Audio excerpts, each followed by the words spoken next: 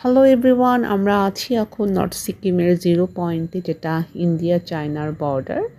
So চা খাচ্ছি আমরা এখন এখানে। আর আমরা আজকে খুব আর্লি মর্নিংয়ে সকাল 6টার দিকে বের হয়েছি। নর্থ সিকিমে আসতে হলে আপনি খুব আর্লি মর্নিংয়ে আসতে হবে, না হলে এখানে খুব রাশ হয়ে যায়। আর এখানে আমরা আজকে ওয়েদারটাও খুব ভালো পেয়েছিলাম, সানি ওয়েদার।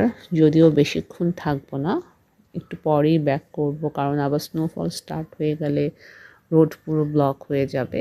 0 পয়েন্টে আসার আগে অবভিয়াসলি ট্রাই করবেন নর্থ সিকিমে 1 নাইট স্টে করে দেন 0 পয়েন্টে আসলে।